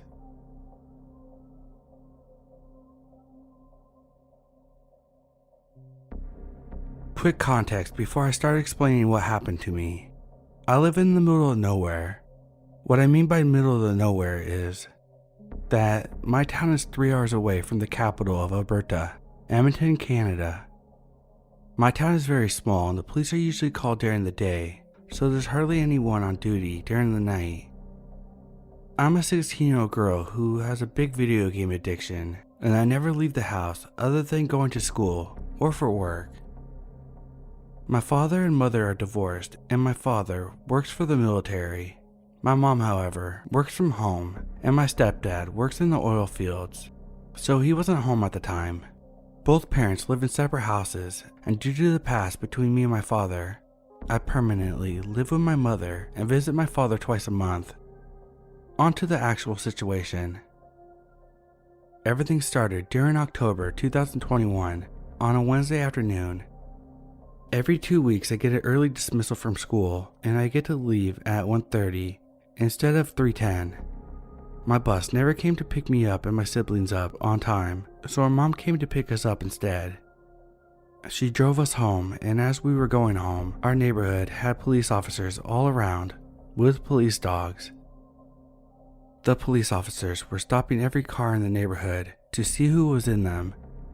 They were looking for someone. They gave us no context to who they were looking for, and because they had multiple issues with missing children, etc., we didn't really care. We did what they asked of us and we went home. Me being me, as soon as we got home I got to my room and started playing video games and chose to worry about my homework later. Around 6 o'clock my mom came in my room telling me dinner was ready, so I came out of my room, grabbed my food, and brought it to my computer room and chose to start on my homework. About 20 minutes later my mom barges in my room screaming my name. In panic I barge out of my computer room yelling, "Mom, what's going on?" and run towards her.